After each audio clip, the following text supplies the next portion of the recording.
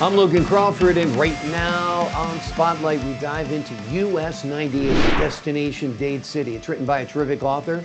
His name is Paul Dean Moore, and it is a gripping tale of survival, suspense, and small town secrets. You will follow the LeMay family as they enter witness protection, struggling to stay hidden while contending with sinister forces. This crime thriller has everything: witnesses, murder, football, high school football even, all set against the unique backdrop of Florida's US 98. We're delighted to have this very talented author join us here today on Spotlight. We thank the team at Prime 7 Media for helping us put him in the spotlight today, and we ask viewers like you to support authors like him by subscribing to our channel and by purchasing his amazing book. The links are below this interview. Paul, great to see you here this morning on Spotlight. Thanks for being our guest. Thank you for inviting me. It's my pleasure. This is the third book, as I understand it, set along the US 98 corridor. What is it about US 98 that intrigues you and you think will intrigue our readers and watchers? Well, 10 years ago, I retired and moved to that area. I'd been living in the upper Midwest all my life in ministry. And so I went to that area and loved it. Visited some of the little towns along US 98 and found them quite compelling, actually. And I love little towns, and I know there's lots of stories in little towns if you look for them. And so that's what kind of started me along this journey, the first book being in Carabel, which seems to attract hurricanes. It's up in the panhandle of Florida. And the second one being in a place called Fort Meade, which is south of where I live in Lakeland. And then this third one, the one that we're talking about today, is in Dade City, which is north, actually, of Lakeland. Those small southern towns, they're few and far between in Florida, but when you find them, they look like they are stories waiting to be told, don't you think? I agree. And driving through these communities, you see some amazing architecture, things that have been built to withstand hurricanes. Some of the houses are very, very old, very ornate, and it's just a great place to be. I agree. I agree 100%. Love that area, including Lakeland, by the way. Let's talk a little bit about your book, US 98 Destination Dade City. Let's give the folks at home an overview of the story. Well, it starts off with really a man who was a football player at Ohio State University. And he had a girlfriend. And along the way, he was supposed to be the next big thing in the NFL. He was a linebacker until his senior season, near the end of the season, when he got hurt. And it was a career-ending injury for him. Because of the injury, he breaks up with his girlfriend, who happens to be pregnant. And he moves to the East Coast after he finishes his degree in business, looking for a place to work. Now, he's African American, so in some ways his options are a little bit limited, but he lands with a company that he doesn't know about, but it's in the import-export business, and so he takes the job and he begins his life there. Well, he finds out with time that the business that he's working for is actually owned by organized crime. He keeps his head low, he listens, he finds out everything he can, and he works his way actually up into the company, and he gets to know the people. Well, in the course of matter, one of the owners of the business doesn't like him and decides that it's time to punish him for something that he perceives but never happened. And he tries to punish him by saying, I know that you have a girlfriend and she had a child, and we're going to take them out unless you stay on our side, kind of thing. And he gets very upset. He goes to the authorities, decides to turn state's witness in return for putting his family into witness protection. And that's where the story begins, is with them going into witness protection. Quite the story.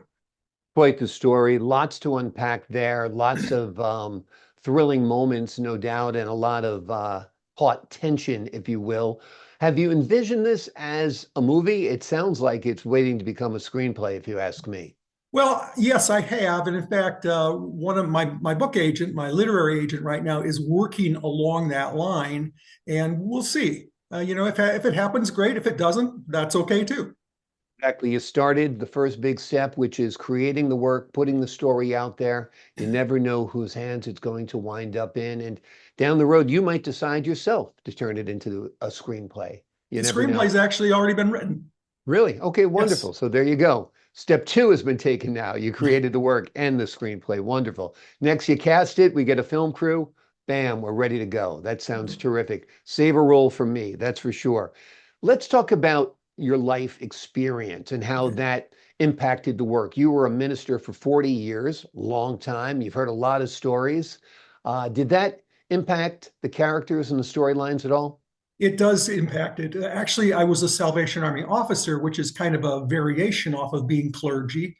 And yes, very much so, because I've met people all the way from governors down to people who live on the streets. So I've had interactions through my entire 40-year career with a lot of different people, met a lot of folks, wonderful people.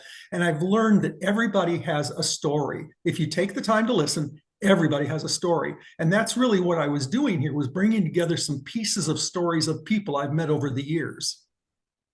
That's what I love about what I do is telling people's stories because every person, no matter how quote unquote ordinary they might be, usually has an extraordinary story to tell. You know, Absolutely true. Absolutely. let's talk about your other books. This one's US 98 Destination Dade City. What was the first one you wrote? The first one was US 98 Tales of Carabel. Now, Carabel is this little fishing village up in the panhandle right on the water. It only has about 2,500 residents. And in fact, when I wrote the book, I did the research because it follows a family through 4 generations of what happens to them in this little town.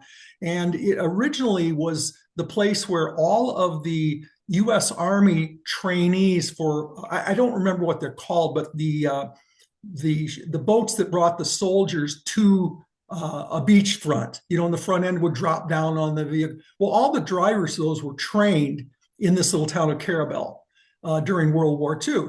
And so that's where it opens, is with a soldier, a man coming from New York, and he comes down, he's trained, and then he decides this is a beautiful little town. He'd like to come back here when the war is over, and he does. And that's really where the story begins, is with that. And it's just a simple story about people who live in this little town and the things that happen. And it all works down to one boy who ends up being autistic, but he's a savant. He's a musical savant.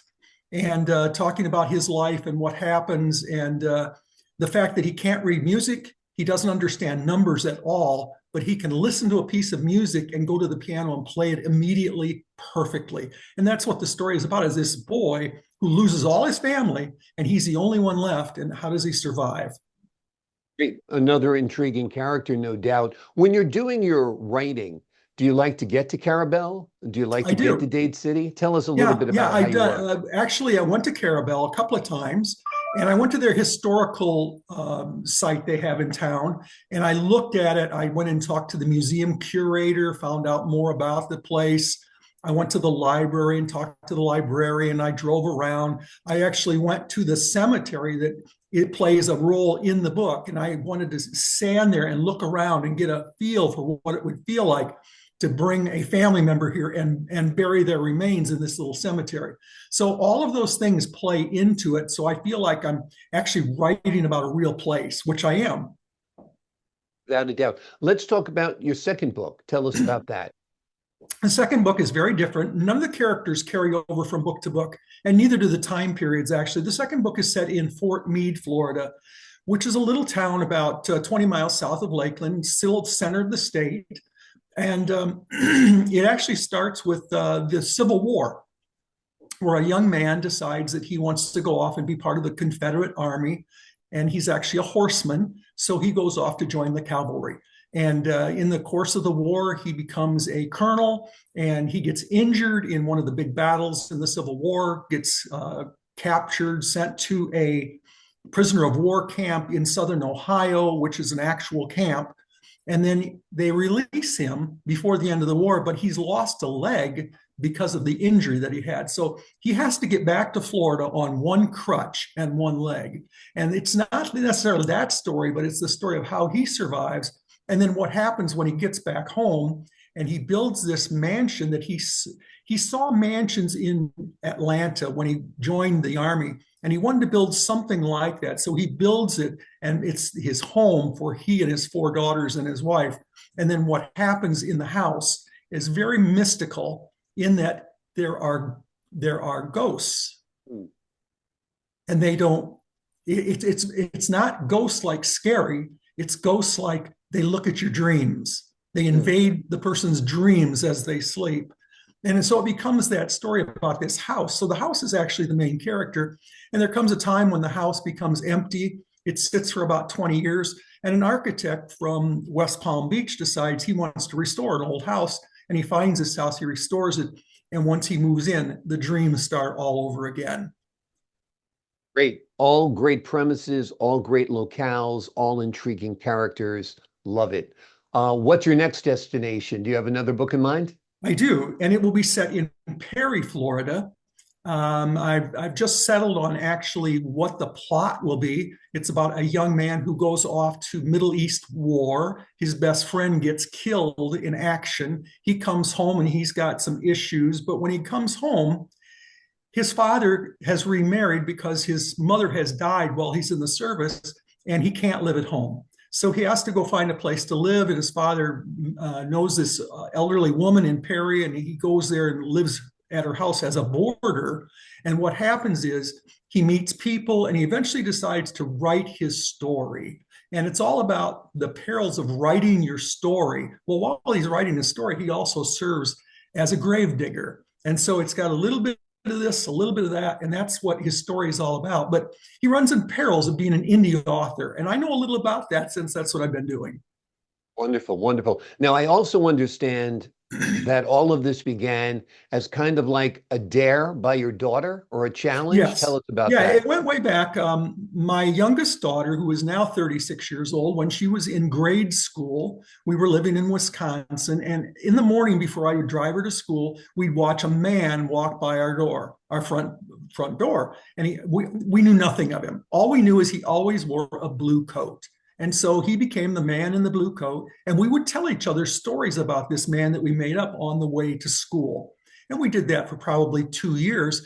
And when I was getting ready to retire, my daughter said to me, Dad, you need to write the story of the man in the blue coat. So I wrote it. It was just a short story. And I sent it to her and said, no, Dad, it's got to be a longer story. I said, well, this one's done. So I took up this idea of writing, which I have always done all my life. I've been a journal writer. I wrote my dissertation to get my doctorate. I've written other things, family histories, things like that. But I'd never written a novel before. So that's how it all started, really was from my daughter, who lives in Florida. Wonderful, wonderful. It's great to have a daughter who challenges you, helps you push the boundaries and the limits, and you have really delivered in spades. This is a great book that we've been focusing on today. It is called US 98 Destination Dade City. It's written by Paul Dean Moore. This is one of 3 books that are centered around US 98. We've talked about the others today as well, and another will be forthcoming. This book, centered in Dade City, is a gripping tale of survival, suspense, and small town secrets. You will follow the LeMay family as they enter witness protection, struggling to stay hidden while contending with sinister forces. It's a great story. It's a great locale, great characters. Highly recommended, as are all of Paul's books. Paul, thank you so much for joining us here today on Spotlight. Thank you for having me. It's been a pleasure. Pleasure's all mine. And to the folks at home, I'm Logan Crawford, thanking you for your time this time. Until next time on Spotlight.